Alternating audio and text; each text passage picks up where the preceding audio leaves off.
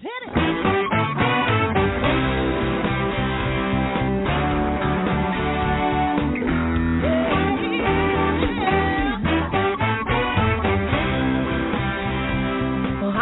And welcome to Alzheimer Speaks Radio. I'm your host, Lori LeBay, and I'm so excited that you're joining us today.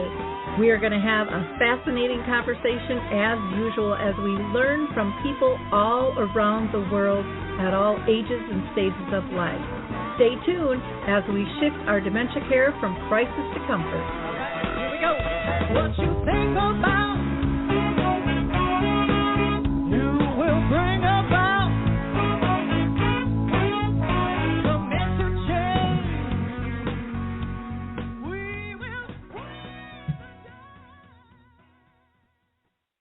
Well, hi, everyone, and welcome to Alzheimer Speaks Radio. I'm your host, Lori LeBay, and I'm thrilled you can join us today. We are going to be live, so you can always call in with your questions if you'd like. That number is 323-870-4602. That's 323-870-4602. And our conversation today is going to be talking about mold and remediation and your health. How does mold actually affect you, and what can you do about it? And we've got an expert at hand to talk to us about that. But before I introduce you, I always like to give a couple of shout-outs. So first I want to shout out to the Mark Arneson Band for allowing us to use their song Clarion Call, which you can go ahead and download on any of their favorite music platforms. If you are new to Alzheimer Speaks Radio, we have been around quite a while. In fact, we are known as the first show dedicated in the world to dementia in caregiving. And so this show was brought about because of my own mother living with dementia for 30 years. And it's True Talk Radio. We're not just about sound bites. We want to have really sound conversations and give equal voice to all, large and small, all around the world, from those diagnosed to researchers and everybody in between. Now, Alzheimer Speaks itself is not only an educational platform and media platform, but we have lots of free resources. So check out our updated site, alzheimerspeaks.com. There you can find lots of videos from the experts themselves, those living with dementia, called Dementia Chats. Or maybe you're interested in information on memory cafes or becoming dementia friendly or dementia in the arts, or maybe you like poetry.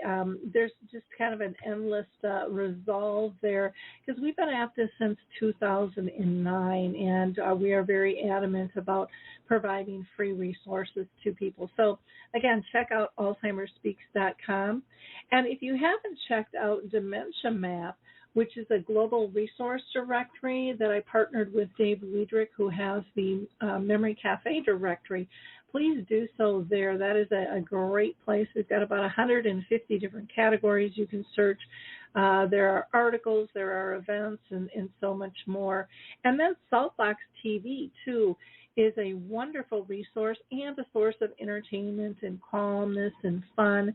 Not only do they have the old TVs and movies, but they also have tons of wellness programs and educational programs on there as well. And Saltbox TV is a free online streaming service. Let's see, I've got a couple of events coming up. So on the second and fourth Wednesday of each month at 1 p.m.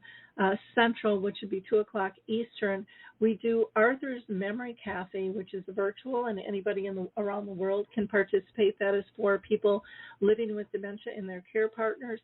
If you are here in Minnesota, we have a Caregiver Connect program the fourth Wednesday of each month, 10 a.m. Central, which is sponsored by the Brookdale Senior Living in North Oaks. And we have a meeting that I facilitate for care partners, and there's also respite for your loved ones. And then also coming up live October 31st, I'll be in Minnetonka doing a screening of The Timeless Love, which is a beautiful film and talkback. We'll have more information coming on that. And September 20th, which is a Tuesday evening, at 6:30 Eastern Time, Artist Senior Living is sponsoring a webinar I'm doing called Realities of Dementia. Family-friendly tools and tips. So please feel free to join us on those platforms as well. Again, all are free for you. Now we are going to hear from the Adaptive Equipment and Caregiving Corner, and we'll be right back to introduce you to the Mold Medic. I love the footbar walker, and let me tell you why. It is the option for my toolbox that I've been waiting for. Let's be honest. There are some clients who, despite our best rehab efforts, just aren't able to return to performing a sit-to-stand transfer on their own. Now I can offer my caregivers an easier, safer option that doesn't involve hoisting their loved one up from a sitting position. I don't recommend this walker for all of my clients, but I do recommend this walker for those caregivers looking for an easier, safer option with transfers. I would also encourage other therapists to add this walker to their toolbox. It's kind of like having my own mobile parallel bars for the client to pull up on. Whether it's a family caregiver at home helping a loved one with Parkinson's or dementia, CNAs in a long-term care facility assisting their patients, or therapists adapting to client and caregiver-specific needs, we now have a very safe and effective option to offer in the footbar walker. Check this product out at thefootbarwalker.com. That's it for today from Adaptive Equipment and Caregiving Corner. Have a great day, and don't forget, if you can't do it, adapt it. Well, we are back, and I'm excited to introduce our guest today. We're going to be talking to the mold guy, and this is a really important topic, and a lot of us don't understand the importance of it until it hits one of our friends or family members. So today I am going to be talking with Michael Rubino, and he has become a renowned leader in mold remediation. He is the president of All American Restoration and the author of The Mold Medic, an expert's guide on mold removal. Michael pushes the conversation forward in creating a need for better air quality, and he's been featured on dozens of podcasts and news channels as a leading expert in mold and remediation and air quality. So again, I am thrilled to have you with us, Michael. Thank you so much for taking the time to be with us today. Oh, thank you so much, Lori, for having me today. I'm excited to be here. Yeah, this is going to be an interesting call. I actually had a really good friend have a horrible reaction to mold, and so that is one of the reasons I was very excited to have you on this, because that, again, it's something I think that can just blindside people, and I don't always think that the medical profession even thinks to ask this question, but we're going to find that out from you here a little bit later in the show. First, I always like to ask all of my guests if they have ever been touched by a form of dementia in their own family or circle of friends. Well, actually, yes. So my grandmother, Ellen, when I was younger, had, unfortunately, Alzheimer's and dementia. And, I was very little at the time. And so that's kind of how I remember her, always, unfortunately. And my father, who was actually his grandmother, had fond memories of her all his life. And it's just such a tough challenge to see someone go through that, right? Because it changes everything. There were times where I remember as a kid where she didn't remember who he was. So it's tough and sad to see somebody go through that. Exactly. Well, thank you for sharing that with us. First question I want to ask you is, what made you decide to get into this industry? Because it is such a specialized industry. Mm-hmm. It is. So my dad has been a restoration contractor since I'm 5 years old. So I am kind of following in the footsteps of the family business, but with a bit of a twist.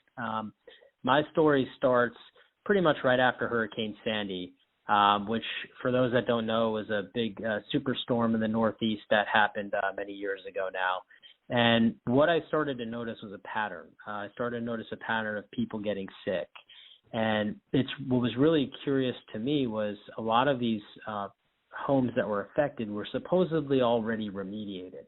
And so to see people getting sick in a fixed home, if you will, really started to pique my curiosity, because although it looked like it was fixed from a cosmetic standpoint, there were still remnants of mold and bacteria behind the walls.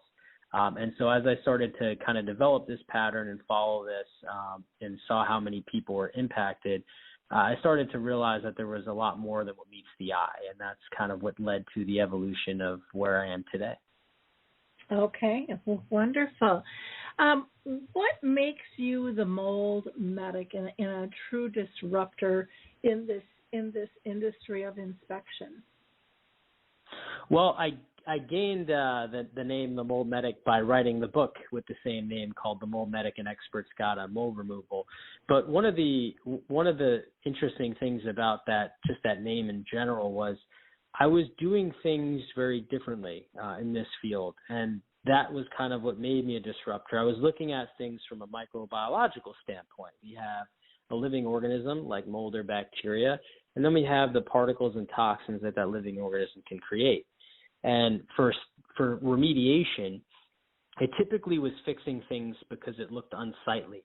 It wasn't fixing things because there was this understanding of how these microbiological contaminants can harm us. When you looked at ads on TV for some of these bigger companies for many years, it was always this understanding or this messaging of, hire us and it'll look like it never happened. And looking and actually feeling are two totally different things. And as I started to dive more into the science of what was happening, I really saw that there was a much needed change in the way in which we look at our homes, water damage, and air quality. I started putting together the dots of we take 20,000 breaths per day on average. So we also know that air exposure is the greatest route of exposure for contaminants. And so when I started to see all of these things, it just made a lot more sense how this can impact your health. And I don't think that it's on many people's radar. So it became apparent to me that I needed to try to do everything that I can to get the word out.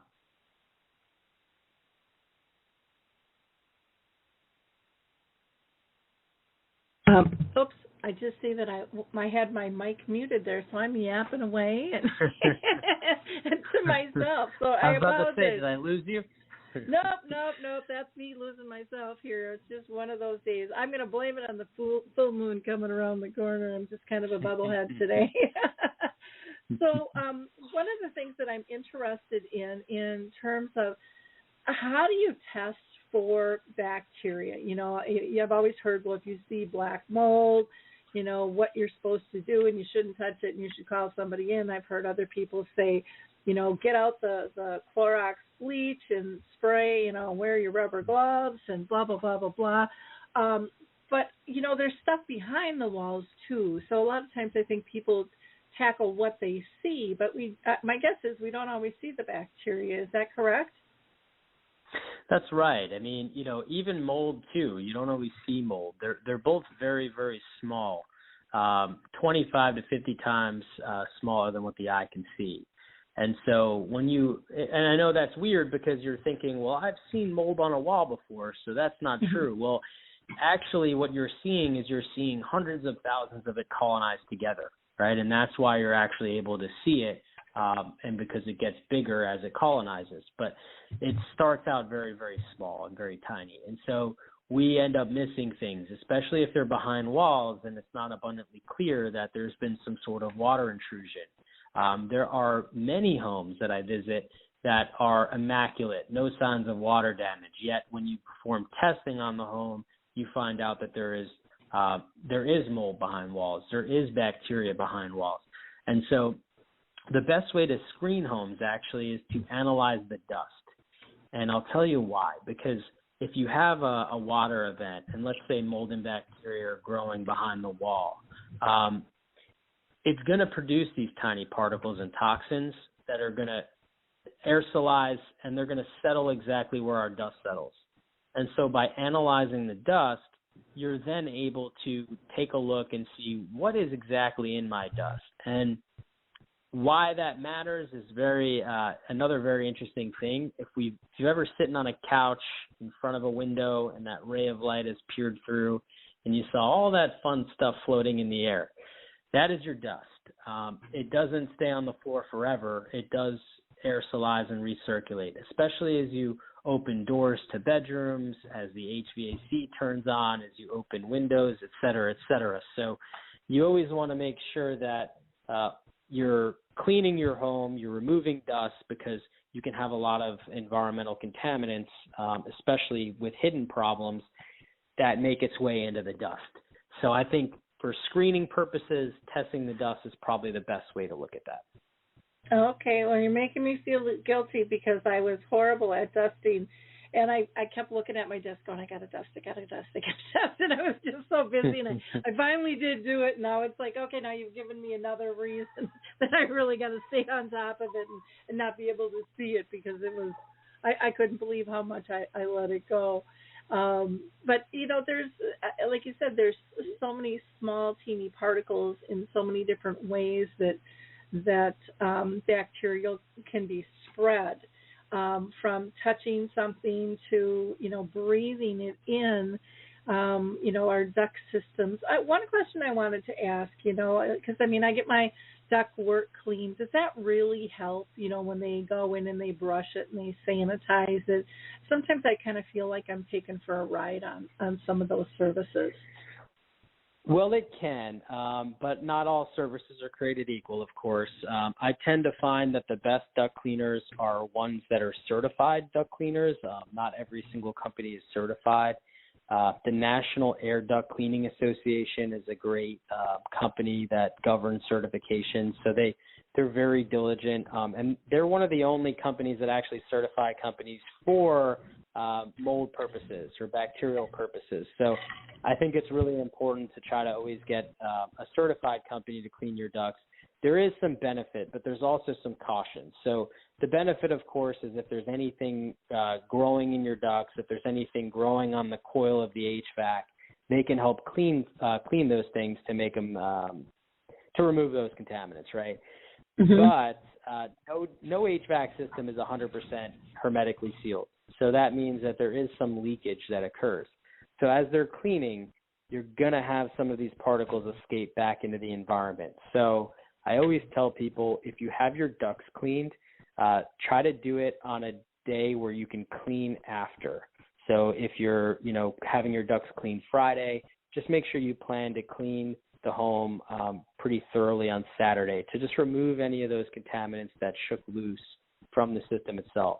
If you do that, you'll most likely feel much, much better. Otherwise, you may have some, allergic reactions or some sort of adverse health reactions from just the overload of particles that have now entered the environment.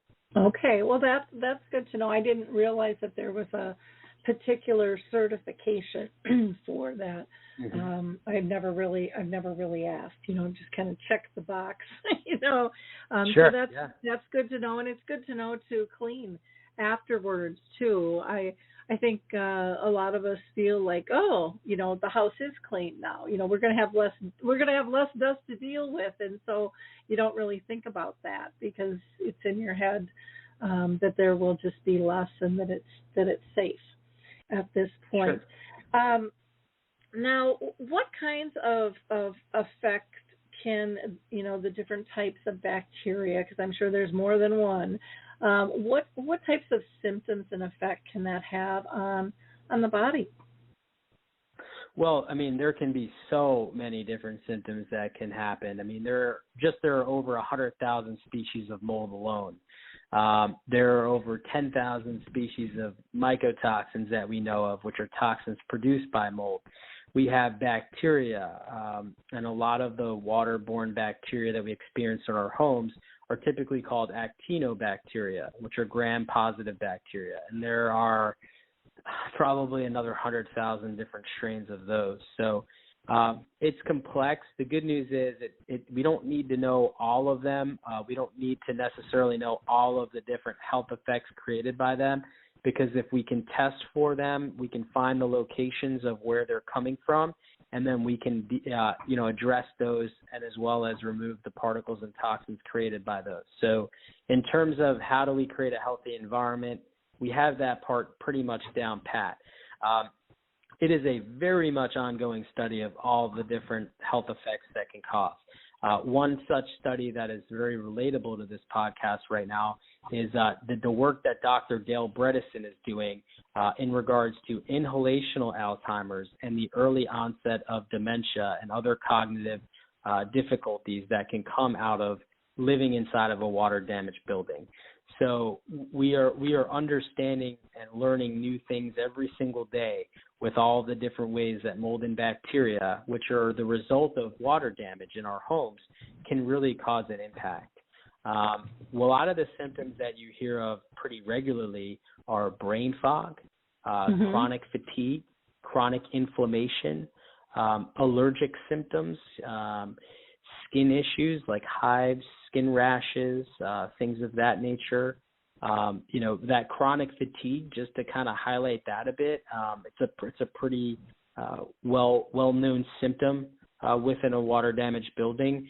And it's not just like I'm a little tired. It's really tired. I mean, some days it's very difficult for people to even want to get out of bed. They just are so exhausted. Imagine going to sleep and waking up and it just felt like you didn't get any sleep. These are the types of things that you hear about. And we're learning a lot about the different impacts in children, like PANS and PANDAS, which are neuropsychiatric and behavioral disorders that can make an appearance in children. So there's a lot. Of course, we all know about asthma, right? Mold and asthma has been linked for many, many years. We know that it definitely plays a role in that. And I honestly think that there's still so much for us to learn. As you mentioned earlier, not every medical professional is connecting the dots, is asking people about, changes in their environment. And I think in order for us to really learn as much as we can, we need to be putting this into our diagnostics. We need to be asking these types of questions and gathering data. So I think that it has definitely changed for the better over the last decade since I've been in this industry, but I still say we're pretty far away from the ideal scenario. Mm-hmm. Well, I have to, when you talk about like wet basements and leakage and stuff, I grew up in a house in Roseville, Minnesota, and we had a big back hill. And there would just, when it would rain, we'd get a lot of pressure. And I'll never forget the day my dad just went in with the drill with the blocks, because he drilled holes in the blocks for the water just to come through the blocks, because he was worried it was going to cave in the wall, back in the day. I mean, I'm 63, and I just think, oh my gosh, what was growing in the laundry room area, which was, kind of unfinished and stuff in their home. But you hear so much about the brain fog and the fatigue, the asthma, the allergies, the inflammation issues. And I had not heard about the psychiatric disorders in children. I think that's pretty fascinating. And the skin issues as well. One of the things that I think really complicates this, especially when dementia's in play, is, to be honest, a lot of doctors still aren't as educated as we all think they should be regarding dementia. And then when you have, a mold issue and they're not asking those questions either, I would imagine a lot of tests get left out and people don't really know where to go. And, I hear just even with dementia, people will say, gosh, it's taken me 2 to 5 years to get a diagnosis. And I would imagine some people are doing the same thing with their symptoms. If they're not thinking to mention that to the doctor, I just don't think it's a common question for a doctor to ask. Are you having any water? Have you had any water damage in your house? I just spoke to a client yesterday whose parents are living in this home that had not one, not two, but 3 separate floods. And when I asked them, and they're both in their 90s, 92, I want to say, and I believe the father is experiencing dementia. And one of the things that I'd asked them was, did this dementia start, after one of these leaks? And it, obviously this is anecdotal and this is, could be purely coincidence, right? But they said, yeah, this is something that has started, and we definitely have a hunch that this could be, certainly making things worse. And as I looked at that, I mean, the results were pretty bad. It's so bad that you actually can strongly smell it upon walking in the front door. So naturally, they got their parents out of that, and they're working on fixing their home. But it was pretty sad to hear that they had to go through several different doctors. Not one of them asked about this, and kind of took longer to get to the result that they need to get to, which is let's create a healthier environment for our family. And so, it is a sad state because we have so much more information, so much more technology at our fingertips. There are brain scans that can be done that can help point people in the right direction. Dr. Amen is one of those doctors who has been working with some of those brain scanning technologies to help understand, different impacts. And like I said earlier, we take 20,000 breaths per day. We consume more air than anything else on the planet. And yet it's kind of one of those things that we think least about, which is puzzling. Mm-hmm. Yep, I would agree. And, you've mentioned Dr. Amen, who is a leader, as well as Dale Brunison. I was not aware of the inhalation study that he's doing with water damage in a building, but it makes a lot of sense. And I would imagine, I have no medical background either, but I would imagine that, once a bacteria is in your body, it doesn't just go away on its own. And even, I think probably most of our listeners have had some type of infection, and, they've gotten a prescription, and that still hasn't quite kicked it out of the body, and a second round is given or whatever it might be. But is this something that sometimes can't be totally treated or removed from the body once it's in? I would think, it could do damage to organs that's not reversible in some instances. Well, I think the jury is still out on all of that at this moment. There are certain people that seem to respond well to treatments immediately, some that have been undergoing treatments for a year or two and have, experienced some relief, but have not gotten back to, what they once were. And so I think, there's a lot of variables involved in that equation, of course, but, we're still learning very much so about the long-term effects that this can have. And I think quantity matters, right? So, my goal is not to promote fear that if you see mold anywhere, you need to run for the hills. It's to educate you that, there is a difference between the different types of species and how much is really there. Because if you think about it from that perspective, one person may inhale, let's say, 2,000 mold spores every time they take a breath, and one person may inhale 2 million mold spores and toxins every time they take a breath. And so obviously your body has to fight a lot harder to remove a lot more, the more that you're exposed to. So I think, there are a lot of variables in this, but we have to just be aware of what's in our environment, how much of that is abnormal, because you're always going to experience some level of exposure to mold and bacteria, but what is so abnormal that it's causing, severe reactions to it. And I think that's kind of the part that we focus on. We want to improve some of these things that are off the charts, that are extremely abnormal, so that you can get into an environment where you're not impacted and you're not having to fight tooth and nail to get it out of your body. Yeah. Well, and I think so often, especially with Google, everyone kind of like Googles DIY, how do I do this myself? But this is, like I said, I had one friend who was really sick. I mean, had to get a do not resuscitate in order, and she had young kids because they had water damage in their home, and they removed it themselves, and they gloved, masked up, the whole 9 yards, and she almost died several times. Wow.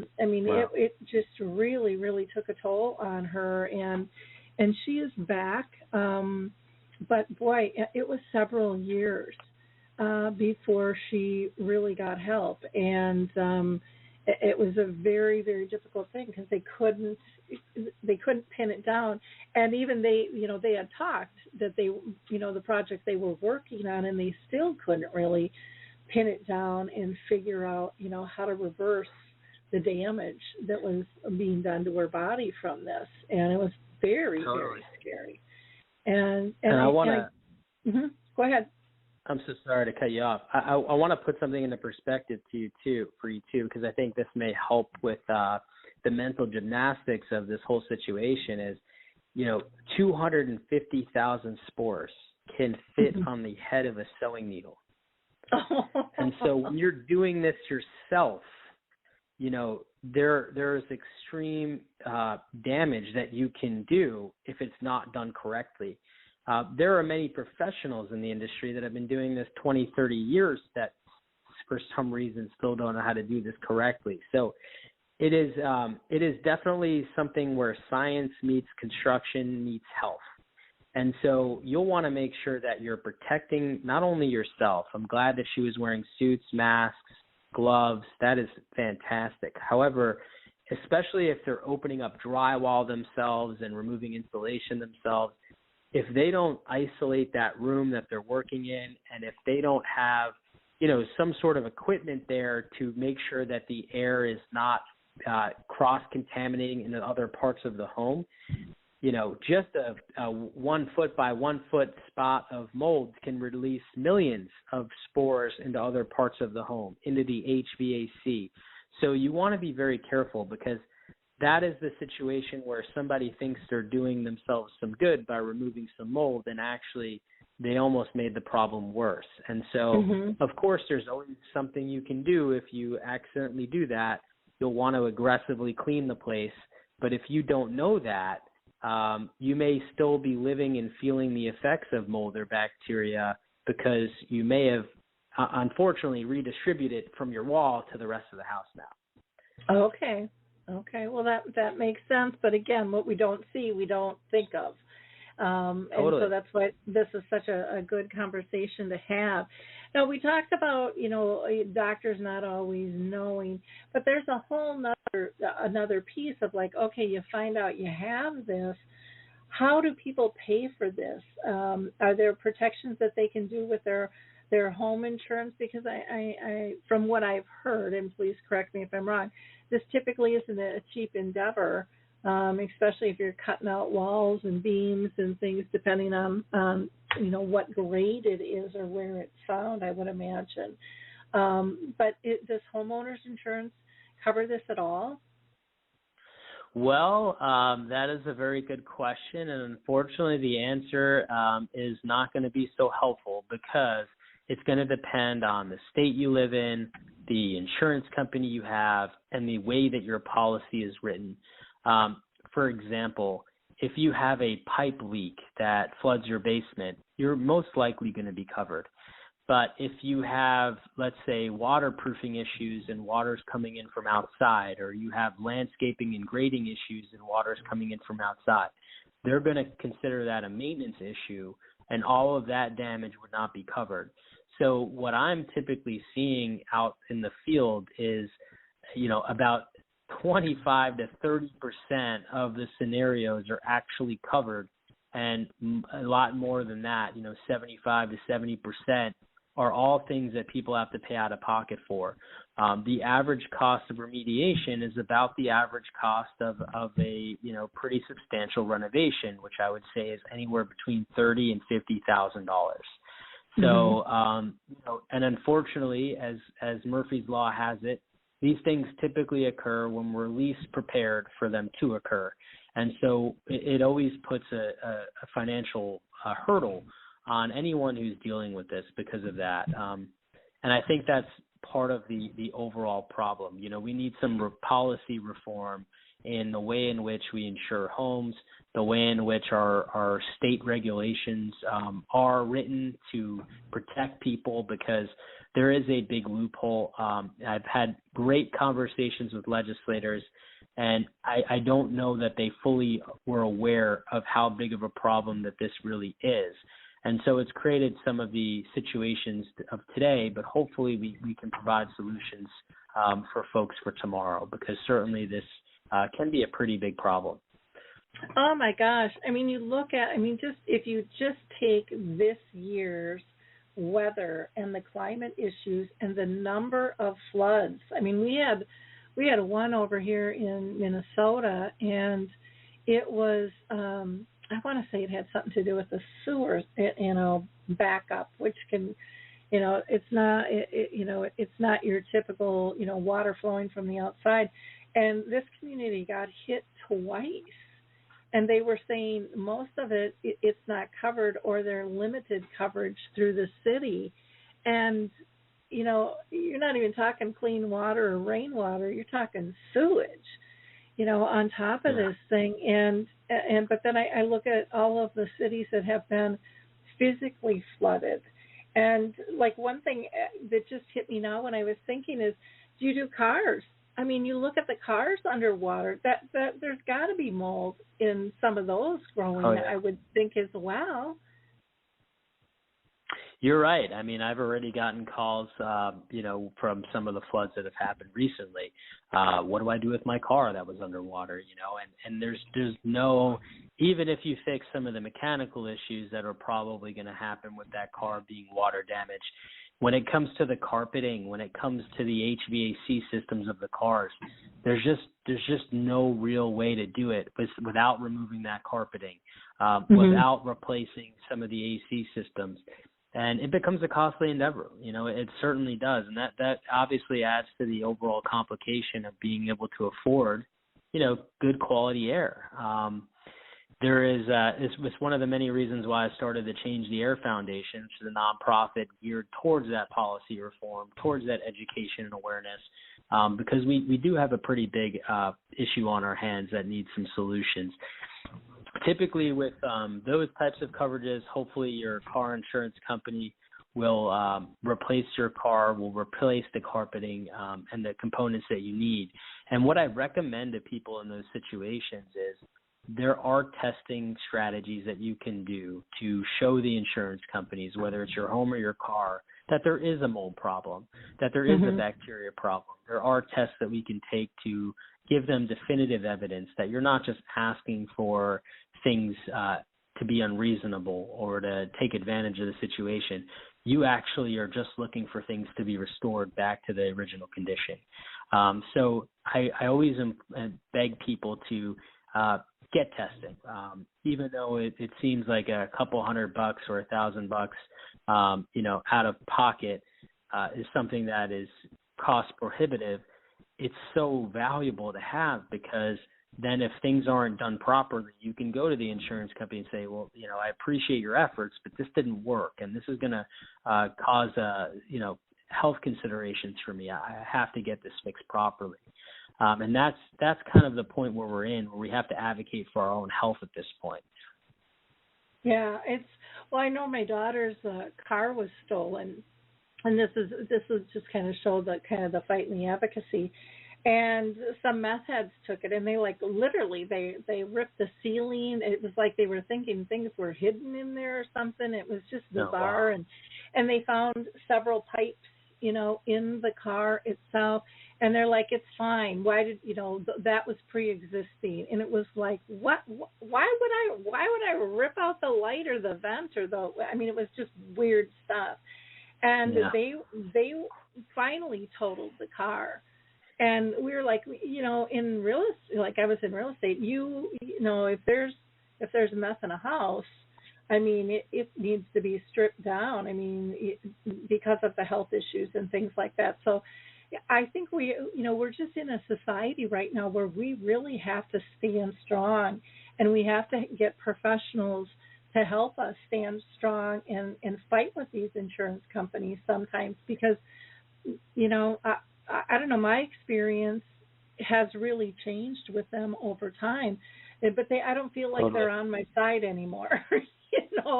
I feel like everything is a battle. And, it's really, really sad. And when you are distressed to begin with because you've got water damage in your house, or you're not feeling well and you think this could be some kind of mold or bacteria, you don't always have the stamina to stand up and fight either. And to me, that really makes me mad, because then I really feel like things are being taken advantage of there too. You're absolutely right. And, it's unfortunate with the insurance industry too. I mean, I always try to look at all sides of the coin, and insurance companies, especially ones in Florida. I don't know if you've seen some of the news coming out of Florida, but 74% of all insurance fraud cases in the United States come from Florida. And so they're having, a lot of companies are going bankrupt. There's a lot of issues happening. A lot of companies are getting pushed out of the market because they're no longer solvent. We have some bad actors out there that kind of ruin everything for the rest of us. And insurance companies have adapted to, trying to mitigate costs as much as possible. And where we're missing the mark here is that for us as citizens, we're not in a situation where we want to minimize costs. We want things done properly so that we know that our spaces are restored properly. And that means utilizing scientific data. So the way in which insurance companies could prevent fraud is by actually utilizing scientific data to see how far and extent they need to go. But instead, it's kind of like one person's speeds. We're changing the speed limit for everybody. They just look at everybody as, let's just reduce as much cost as possible. And I think that is kind of the dangerous route to go down, which has put us in this predicament where we're now fighting tooth and nail to get the proper coverages. So there's got to be a better way. And that's what I'm trying to help come up with, is how do we solve this problem that's in the best interest of everybody, and I think, as consumers, we're buying insurance to protect ourselves so that when we need it, it's there. And right now, when we need it, we're constantly told, oh, we're not covering that. Oh, you don't have enough coverage. Oh, sorry. And, we've been paying for this, financial security, if you will, only to find out that we don't have it. And that's where the biggest problem comes in. Yep. Well, and it's just so frustrating for people, because you think, gosh, what am I paying for?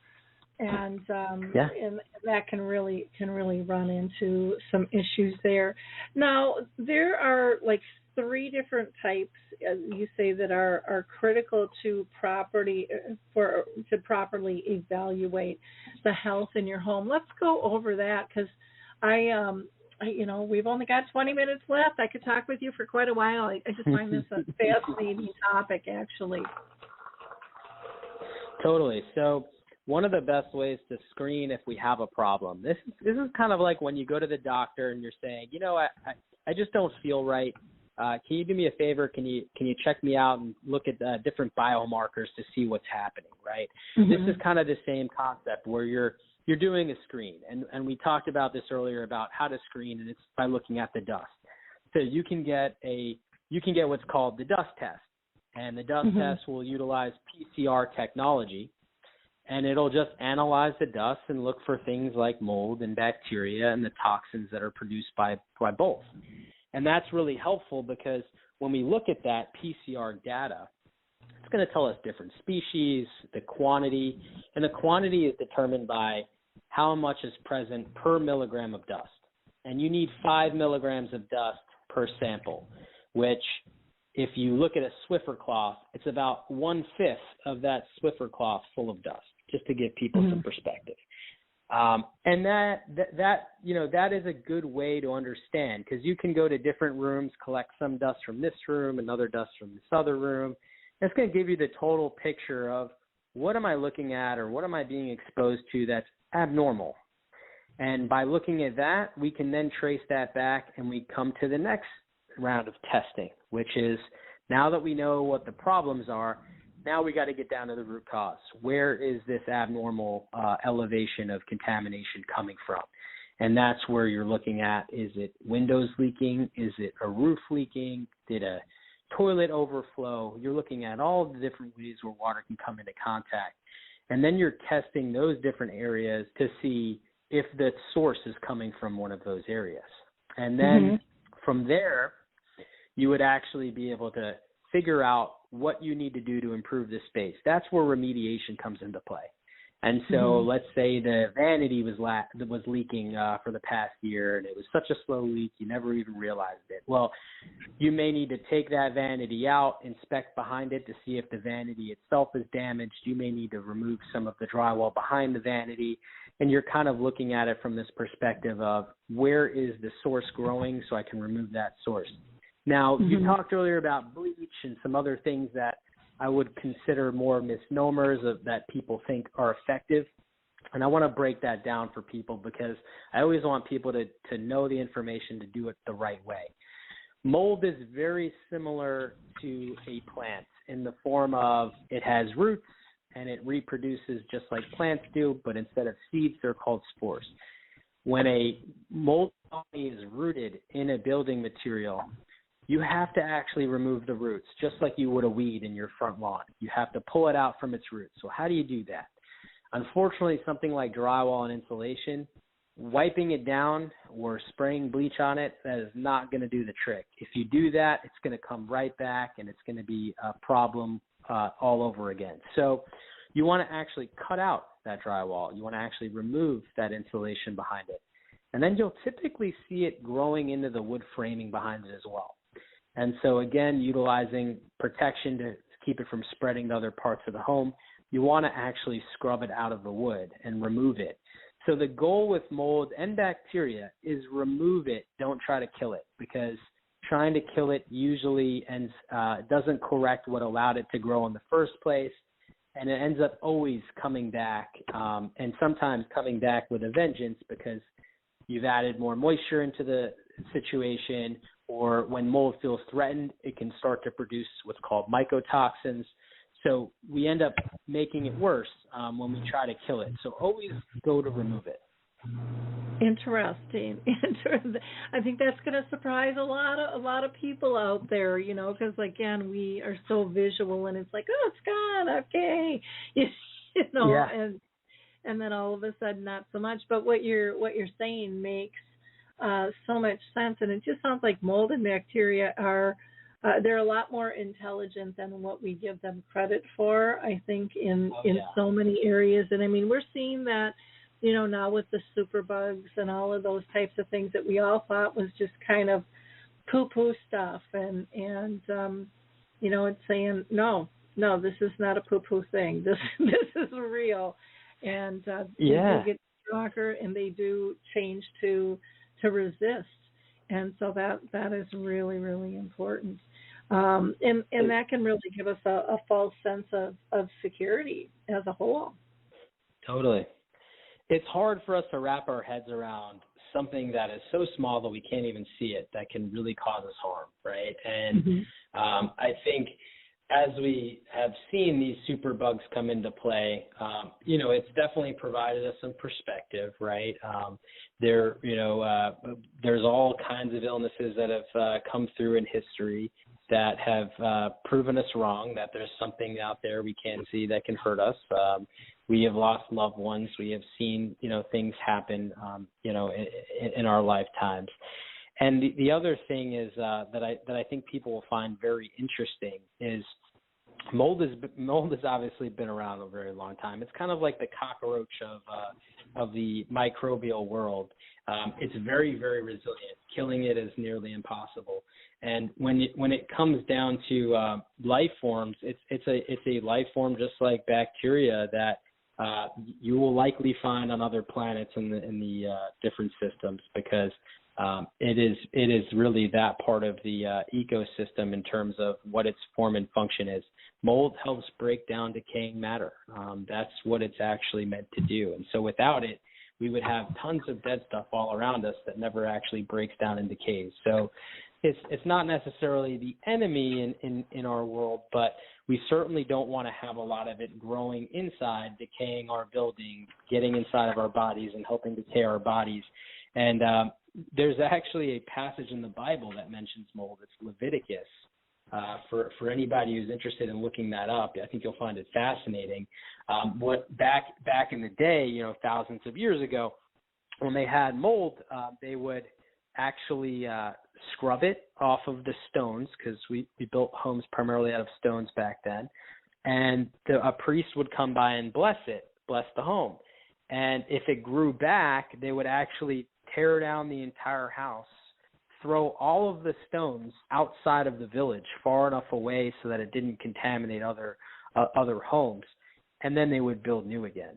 And so obviously we've learned a lot over the thousands of years. We don't need to go to that extreme, but as you can see, there is some stuff that needs to be removed and discarded and thrown away, because it's virtually impossible to remove it from porous building materials. So I always found that fascinating when I first discovered that, because, you know, for some people who think, well, mold's been around forever, so why are we just learning about it now? And it's like, well, we've actually known about it for a long time, but it's like everything else. We get distracted by life. There's other things that become a threat. We focus on those other things, and we have lost sight over how problematic mold and bacteria have been for as long as humans have existed. Okay. Now, a question for you. Like if you found mold in my house, would you also recommend that maybe they go to the doctor and just get tested at the same time if they're having symptoms? Or, I mean, usually there's a reason that someone's calling, and it could be just the inconvenience of, you know, my basement has water in it, and that's, you know, where we do whatever. And other times it might be where they're actually seeing symptoms. Do you ever have those conversations, or is that kind of a fine line? No, I do actually. I do have those conversations, and I do recommend that people, speak to a doctor. There are tests that you can take. One such test is called the organic acid test, where it can screen your body for different exposure to molds. There's also what's called the mycotoxin test, which we talked a little bit about mycotoxins earlier. Certain species of mold can produce mycotoxins, so having a lot of mold in your home, you may have mycotoxin exposure inside your body too, which you can test for. And what's fascinating about these things is everyone who does it, when we look at the results of what they're being exposed to in the home versus what is showing up as high inside of their body, there's always a correlation. And I'll give you a quick example. Maybe your home has high levels of aspergillus that are abnormally high. It's a lot of exposure for a person. And you'll find that inside their body, they have high levels of ochratoxin A, which is a mycotoxin produced by aspergillus. And so you're almost always seeing that correlation. And of course, sometimes it's not their home. Maybe it's their office, right? So you have the ability to check different places where they're spending a lot of time. But it's very fascinating to see that correlation, because it gives us an understanding of, all right, we need to definitely figure out where this aspergillus is coming from so we can get these levels reduced, but to provide some relief for the body. So it's nice when you can connect the science with the clinical, the clinical of what's happening inside their body. Yep, that makes sense, and it's, you know, sometimes I think the public is educating the doctors sometimes in terms of what to look for and what is happening. And I understand that their jobs are very, very, very, very difficult. So don't get me wrong there. But it is frustrating when I think we have been, you know, told to trust, our medical professionals, just like we've been told to trust our government and things like that. And everything is just kind of upside down these days. And again, you had mentioned about really being advocates for yourself is extremely, extremely critical. Now, I want to mention, because I have you down as the for contact information, the Mold Medic, where they can go ahead and purchase your book, and I also have listed the All American Restoration Company as a website. But my understanding now is that you have changed names. Is that correct? To Home Cleanse? Yes, so we recently rebranded. So if you do go to allamericanrestoration.com, you're welcome to. It'll forward you over to the new website, homecleanse.com. And, the reason we changed our name is because, A, Home Cleanse fits more within our mission of what we're trying to do, which is, really create the products and tools to identify problems inside your home and create a healthy and clean environment. All-American Restoration kind of sounded like the, past iteration of what remediation used to look like. So new name, same technology, but going more after trying to, create healthy environments for consumers. And we're also releasing our own products to help people do that, even if they don't, can't work with us or for some reason decide they want to tackle things on their own. They're still going to need knowledge. They're still going to need products, information, and resources. So our goal is to help as many people as we possibly can. And we wanted to expand our reach to do so. Okay. And you do have, it look like on the site, packages that people can buy as well. Is that correct, or are those just showing people the products that you use? No, you can absolutely buy packages. One of the products that I like the best, without kind of giving the product name or pushing too product heavy here, is an air purifier that hooks up to your HVAC machine. Stopping tiny particles from getting into your HVAC machine is really crucial because, unfortunately, the filters we buy at Lowe's or Home Depot, they're not efficient enough to block something as small as mold or bacteria. So providing people with resources to improve their air quality is really what we're about as a company and what we're trying to do. So yes, you can get products, look at different things. Not all of them are manufactured by us. Some of the products are just great products, great companies that we recommend as resources for people. Okay, great. And then you are also on on Facebook as the Mold Medic Book, on YouTube under your name, and then under Twitter as the Mold Medic as well. So again, I found this conversation really fascinating. Is there anything, we just have a couple of minutes left here, is there anything that we haven't discussed that our audience should know about? Oh, I am so sure that we have, right? We can talk about this all day, I'm sure. We'll have to get together again soon and provide as much information. Maybe if you're listening and you have questions that come out of this, let us know. We'd be happy to have another conversation and try to answer as many questions as we can. But I think, the message that I want people to have when they're listening to this and the takeaway is that air quality, health is holistic, and we know a lot about water and food and exercise. We don't know a lot about air quality. And because it's the greatest route of exposure, because of the amount of breaths that we take every day, I just want to urge people to do their due diligence. Whenever weird health issues are coming up, ask yourself, is it possible I've had a recent leak? Did I just move into a new place that could have a different environment that is impacting me than what I'm used to? Has anything changed in my environment? Because I think not a lot of attention gets pointed to environmental exposures, and for so many people that I speak to on a daily basis, it's a huge part of the problem. And so I just want to see people get the help that they need so that they don't suffer, because so many people suffer for many years before they finally connect the dots. And that's one of the disheartening things that I hear about all the time. Yeah. Well, and there's so many different types of leaks, from a leaky seal on a toilet to, like you said, a vanity or sink. And a lot of times we have a lot of crap under there, so we don't even see it until all of a sudden we smell it or it's dripping on the floor. And, and then you've got outside water, or, a tub overflows. I mean, or a pipe burst. I mean, the list is kind of endless. And then you have, just your, like you said, your AC and your furnace, needing to be cleaned. So please check them out. Go to the website and pass this along. This is information that most people don't know. And I would also encourage you, Michael, to join us on Dementia Map. I think you'd be a great resource there as well, because so many times people have overlapping symptoms. And this might be something that they have not thought about prior. So, again, thank you for sharing your time and all of this great information with us. Likewise. Have a blessed week, everyone. We'll talk soon. Bye now.